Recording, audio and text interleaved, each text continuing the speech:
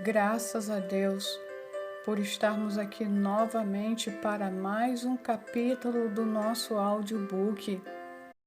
Espero que você esteja tirando daqui, extraindo, grandes lições desses capítulos, porque nós estamos falando da palavra do Senhor e a palavra de Deus ela é viva e eficaz. Mas se você está gostando do nosso conteúdo, não esqueça de estar compartilhando, se inscrevendo, levando outras pessoas a se inscreverem no canal e ative o sininho para estar recebendo novos conteúdos. Capítulo 16. O sono da alma. Cura pela palavra de Deus para a frieza espiritual. Texto bíblico. Mas todas as coisas, quando reprovadas pela luz, se tornam manifestas, porque tudo que se manifesta é luz, pelo que diz: Desperta, ó tu que dormes, levanta-te de entre os mortos, e Cristo te iluminará. Portanto, vede prudentemente como andais, não como nécios, e sim como sábios, remindo o tempo, porque os dias são maus. Efésios, capítulo 5, versos 13 a 16. O sono da alma é o nome dado a uma posição teológica. Não se trata propriamente de uma heresia, mas pode ser considerada uma aberração doutrinária. De acordo com ela, o indivíduo não deixa de existir depois da morte, mas dorme inconsciente, à espera do dia da ressurreição e do juízo final. Não creio nessa doutrina, pois a Bíblia Sagrada afirma que os mortos estão conscientes, e muito, mas acredito sim que exista um sono da alma, é o sono espiritual. A alma pode adormecer, e há muitos filhos de Deus que estão dormindo espiritualmente. Por quê? Por ignorância, por negligência, por acomodação, pela superficialidade de sua fé ou ainda por puro mundanismo. Os crentes sonolentos ficam desatentos às coisas de Deus e são incapazes de enxergar as realidades sobrenaturais à sua volta. Não percebem as bênçãos celestes, a vontade do Mestre, as oportunidades espirituais, os cuidados divinos, as ameaças do tentador. Não é à toa que as Escrituras registram muitos casos de pessoas que dormiram e pagaram caro por isso. Sansão dormiu e foi traído por Dalila e capturado pelos filisteus. O homem mais forte do mundo foi preso pelos soldados inimigos que cortaram seus cabelos e cruelmente vazaram-lhe os olhos. Juízes 16, versos 16 a 22. A Sulamita dormiu e acabou perdendo o homem amado. Após despertar e fazer um bocado de charme, ela finalmente foi até a porta para abrir-lhe, mas já não o encontrou. Cantares 5, de 2 a 6. Císera dormiu e foi morto pela mulher de Éber, o queneu, enquanto o general cananeu dormia profundamente, fadigado pela batalha e pela fuga. Jael veio de mansinho e tirou-lhe a vida como uma estaca. Juízes 4, 17 a 24. Eutico dormiu e no meio do culto despencou pela janela do terceiro andar. Os membros da igreja levantaram-no já morto. Para a sorte dele, O apóstolo Paulo estava lá e, em nome de Jesus, ressuscitou-o. Atos 20, de 1 a 12. Ben-Hadad dormiu e foi morto na cama pelo próprio ajudante. Azael, que o asfixiou com um cobertor molhado, tornando-se rei da Síria em seu lugar. Segundo Reis, capítulo 8, de 7 a 15. Isbosete dormiu e foi assassinado por 2 dos seus empregados. Recabe e Baaná cortaram-lhe a cabeça enquanto ele tirava um cochilo depois do almoço. Mais tarde, o rei Davi castigou-os por esse ato criminoso, segundo Samuel 4, 1 a 12. Jonas dormiu e, quando acordou, o navio em que viajava estava a ponto de afundar por causa da sua desobediência a Deus. Foi levado da cama direto para a goela do grande peixe. Jonas, capítulo 1, versos 1 a 16. As 10 virgens dormiram e as suas lâmpadas se apagaram. 5 delas eram imprudentes e não tinham óleo de reserva. Enquanto foram buscá-lo, o noivo fechou a porta da casa. Acabaram ficando de fora da festa nupcial. Mateus, capítulo 25, versos 1 a 13. A julgar por esses exemplos bíblicos, revela-se muito importante sabermos se estamos dormindo ou acordados.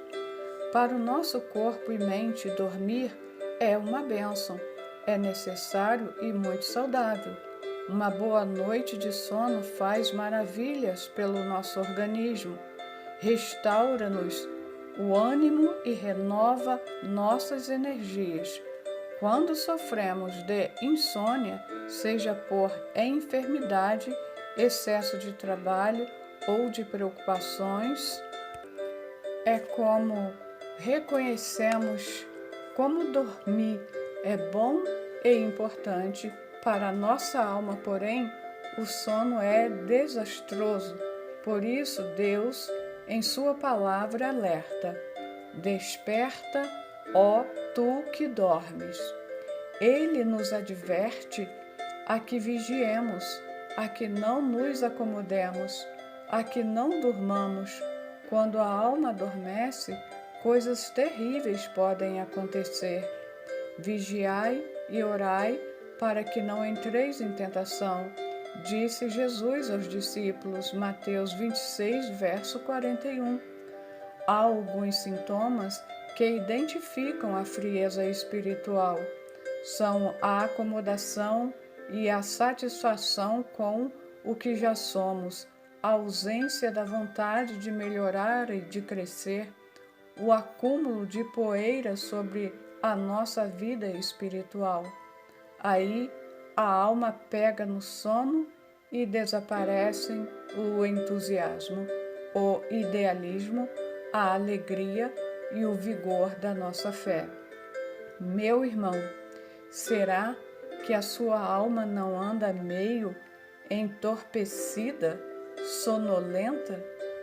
Se você não testemunha, não frequenta os cultos, não tem prazer na leitura bíblica e na oração, não contribui para missões, é tempo de despertar. Quando abandonamos o nosso primeiro amor, Apocalipse capítulo 2, verso 4, foge de nós também a alegria da salvação. Salmos 51, versos 12. A vida espiritual fica sem gosto e sem brilho. Às vezes passamos a procurar uma experiência espiritual marcante, que nos restitua o entusiasmo. Não vemos, porém, que ela está bem à nossa frente, no culto, na leitura bíblica, no serviço, na prece, na comunhão com os irmãos. Você conhece o caso daquela velhinha que perdeu os óculos? Ela revirou a casa toda e tumultuou a vida de todo mundo procurando-o. Alguém escondeu, alguém roubou, ajudem-me a procurar, repetia zangada. E no fim das contas, os óculos estavam na sua testa. É isso que acontece quando a alma dorme. Não conseguimos encontrar alegria e realização na nossa igreja e vamos procurá-las fora. Não é que Deus não esteja agindo bem na nossa frente, mas não conseguimos enxergar o que Ele está realizando bem diante do nosso nariz. Afinal, estamos dormindo. O sono físico é uma bênção, mas o espiritual é um perigo. Por isso o Senhor diz: desperta tu que dormes. Quando dormimos, deixamos de crescer, afastamo-nos de Deus, acomodamo-nos ao mundo. O sono é o prenúncio da morte. Disse Shakespeare. No caso da alma, essa afirmação é absolutamente verdadeira, pois a inércia espiritual nos põe na companhia dos mortos. Levanta-te de entre os mortos. Levanta-te de entre os mortos, diz o Senhor. O sono da alma nos coloca no meio de defuntos, junto com quem não tem vida. Ficamos na mesma situação daqueles que nunca tiveram uma experiência com Deus. Isso é péssimo. Que coisa terrível é dormir no meio dos mortos. Eles nunca foram lá muito boa companhia. Imagine-se dormindo no IML, numa daquelas gavetas refrigeradas, cercadas de cadáveres por todos os lados. Nada agradável, não é mesmo? O sono da alma nos põe ao lado deles, na companhia, nos gostos, nos gestos e nas emoções. Nós nos esfriamos, já começamos a parecer um defunto. O fruto do Espírito já não atrai tanto e as obras da carne passam a ser mais interessantes. O missionário indiano Sadhu Sundar Singh relata que certa vez comeu uma fruta venenosa e ela lhe anestesiou o paladar por mais de um mês. Durante aquele período, ele não conseguia sentir o gosto de alimento algum. De igual forma, o sono da alma anestesia nosso paladar espiritual, e tudo o que diz respeito a Deus passa a ficar daí para frente sem gosto e sem graça. Vivemos dias de um cristianismo meio morto, sem gosto, sem sensibilidade, sem coração, sem tempero, sem lutas e sem compromissos. A santidade, o sacrifício e o testemunho andam fora da moda. Temos um evangelho de comodidade, de inatividade, de funerária. Reflita um pouco. Há quanto tempo você não sente o Senhor operar um milagre na sua vida? Por que Ele não tem agido tão poderosamente quanto poderia? Deus não mudou, mas existe uma condição para que Ele haja: sua santificação. Santificai-vos, porque amanhã o Senhor fará maravilhas no meio de vós. Disse Josué ao povo de Israel, Josué 3, verso 5. Quando despertarmos e nos santificarmos, os milagres e as maravilhas de Deus serão uma rotina na nossa vida, serão a regra, não a exceção. Acorde, meu irmão, Jesus tem muitas bênçãos e você as está perdendo. E digo isto a vós, outros que conheceis o tempo, já é hora de vos despertardes do sono, porque a nossa salvação está agora mais perto do que quando no princípio cremos. Romanos 13, versos 11. O dia não é ontem, nem amanhã, é hoje. A hora é já. Cristo te iluminará. Jesus quer dissipar as trevas, esclarecer, iluminar. Ele quer colocar tudo sob o foco do seu amor infinito, mostrar as coisas como realmente são, ao contrário do que possamos imaginar, devido à nossa sonolência. Ele não nos abandonou. Devemos verificar o que está embaçando a luz e o amor de Cristo para nós. Precisamos voltar ao primeiro amor. Quando estamos dormindo, deixamos de receber muitas bênçãos. Mergulhados num estado de frieza, não conseguimos perceber o cuidado de Deus para conosco. Não enxergamos as possibilidades de crescimento e a realização que a vida nos apresenta. Quando dormimos, desenvolvemos um conceito errado a respeito de nós mesmos. O sono costuma ser acompanhado de sonhos, e o da alma também vem seguindo de uma ilusão, a de que somos ótimos, não há nada de errado conosco, nada em que precisemos melhorar. A verdade, no entanto, é bem outra. O que acontece é quanto mais longe o homem está de Deus, melhor ele é, mais justo se sente. Mas quando desfrutamos da intimidade divina, sua luz revela aspectos da nossa vida que precisamos ser modificados.